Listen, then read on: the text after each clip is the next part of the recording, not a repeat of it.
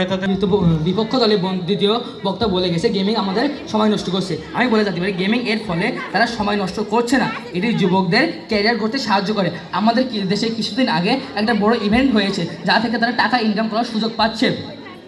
আমার বিপক্ষ দলের বন্ধুরা বলছে মোবাইল ফোন ব্যবহার করে বিভিন্ন ছেলেমেয়েরা বিভিন্ন অসামাজিক এই কাজে নিয়োজিত হচ্ছে। আমি এখানে একটা কথা বলে দিতে চাই, মোবাইল কি তারা ব্যবহার করছে না মোবাইল তাকে ব্যবহার করছে, এটা বলে দিয়ে যাবেন বিপক্ষ দলের বন্ধুরা। আমার আরও একটি প্রশ্ন, আমাদের দেশে একটা কথা পরিচিত আছে যে গরু দুধ দেয় তার লাঠিও খাওয়া লাগে। এই কথা দ্বারা বোঝানো হয়েছে যে আমাদের উপকার করে সেটা দ্বারা আমাদের ক্ষতিও হতে পারে, অর্থাৎ সে এটি কীভাবে ব্যবহার করছে তার উপর নির্ধারিত হবে। সে যদি এটিকে ভালো কাজে ব্যবহার করে তবে সে হয়তো ভালো হবে, এবং খারাপ কাজে ব্যবহার করলে তার পরিণতি খারাপ হবে। এটিকে আপনি প্রযুক্তি দোষ দিতে পারেন না। 4-5 বছর আগে যখন ঢাকা বিশ্ববিদ্যালয়ের ছাত্রী ধর্ষণের ব্যাপার ঘটে তখন অত আন্দোলন আনেনি সবাই। যখন মোবাইলের মাধ্যমে সবাই এটিকে জানতে পারে তখন সারা দেশে আন্দোলন আনে এবং ধর্ষণের সঠিক বিচার পায় ভুক্তভোগীরা। তাহলে এটিকে আপনাদের উপকার করছে না অপকার করছে বলে দিয়ে যাবেন বিপক্ষ দলের বন্ধুরা। ছোট একটা গল্প বলে যায়, রিফাত নামে একটা ছেলে হঠাৎ তার পিতা রাত 1টায় অসুস্থ হয়ে পড়ে। তখন সে মোবাইল ফোন ব্যবহার করে অ্যাম্বুলেন্সের সাথে যোগাযোগ করে এবং যোগাযোগ করে সঠিক সময় হাসপাতালে নেওয়ার কারণে তার পিতা প্রাণে বেঁচে যান। তাহলে এখানে রিফাত কি অপকারিত হলো না উপকারিত হলো? বিপক্ষ দলের বন্ধুরা বলে দিয়ে যাবেন। মোবাইল ফোন ব্যবহার করে আমরা যোগাযোগ করি, অর্থ আদান প্রদান করি, অর্থ আয় করি, আরও কত উপকার করে। এটি আপনি আর কত উপকার চান এর থেকে? মাননীয় মডারেটর, এই মোবাইলটি আমাদের জীবনে একটি অংশ হয়ে উঠেছে। এখন এটি ছাড়া আমরা এখন চলতে পারি না। আমার বিপক্ষ দলের বন্ধুরা অনেক অপকারিতা বললেন মোবাইল ফোন নিয়ে, কিন্তু দিন শেষে দেখা যায় তারাই মোবাইল আসক্ত। এই বিতর্কে মন ছাড়ার পরেই হয়তো তিনি তার বন্ধু বান্ধবীর সাথে মোবাইলে SMS মেতে থাকবেন। কী উপকারিতা হলো তা উত্তর দিয়ে যাবেন।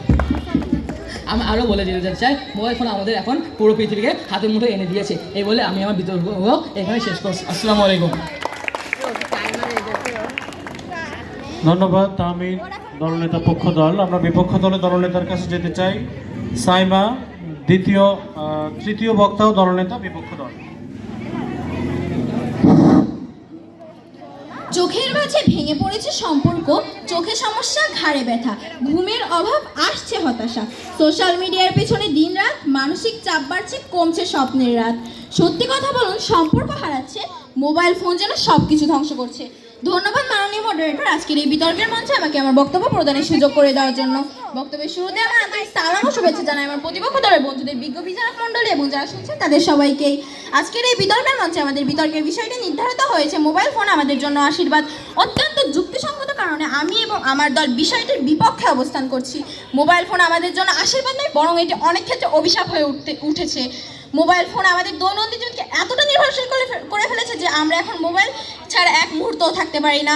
এটি আমাদের শারীরিক ও মানসিক স্বাস্থ্যকে প্রভাবিত করছে। প্রথমত, মোবাইল ফোন অতিরিক্ত ব্যবহার আমাদের শারীরিক স্বাস্থ্যকে ক্ষতিগ্রস্ত করছে। দীর্ঘ সময় স্ক্রিনের দিকে তাকিয়ে থাকলে চোখের সমস্যা, মাথা ব্যথা, ঘাড়ে ব্যথা ইত্যাদি সমস্যা দেখা দিচ্ছে।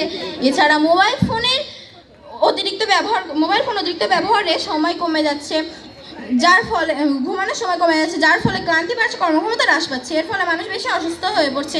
দ্বিতীয়ত, মোবাইল ফোন সমাজে একাকিত্বের অনুভূতি সৃষ্টি করছে। আমাদের অনেকেই এখন সরাসরি কথা বলা থেকে মোবাইলে কথা বলাকে বেশি প্রাধান্য দিচ্ছে, যা মানুষের বাস্তব সম্পর্ক বিকাশে বাধা সৃষ্টি করছে। ফলস্বরূপ সামাজিক বন্ধন দুর্বল হচ্ছে। এর জন্য কি মোবাইল ফোন দায়ী নয়? প্রশ্ন রয়ে গেল প্রতিপক্ষ দলের দলনেতার কাছে।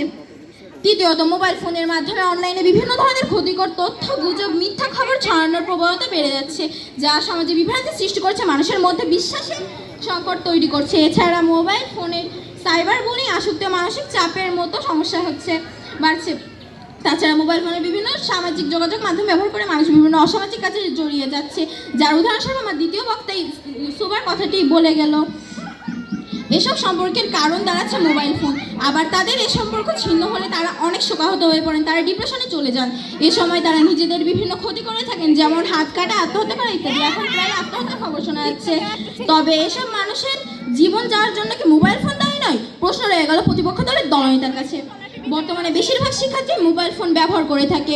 তারা মোবাইল ফোনের অতিরিক্ত ব্যবহারের ফলে পাঠ্যবই থেকে বিমুখ হচ্ছে, তারা পড়ালেখা থেকে দূরে সরে যাচ্ছে। আর এখন অধিকাংশ মানুষ ফ্রি ফায়ার গেমে আসক্ত।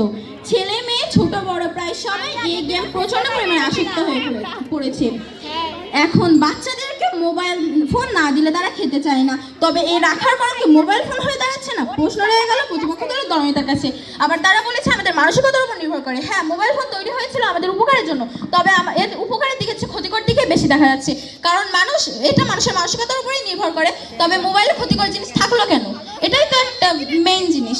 ধন্যবাদ মাননীয় মডারেটর, ধন্যবাদ সবাইকে। অসংখ্য ধন্যবাদ বিপক্ষ দলের দলনেতা সাইমাকে। আমরা কিন্তু উপভোগ্য বিতর্ক উপভোগ করলাম। আমরা জানি যে গতকাল যারা বিতর্ক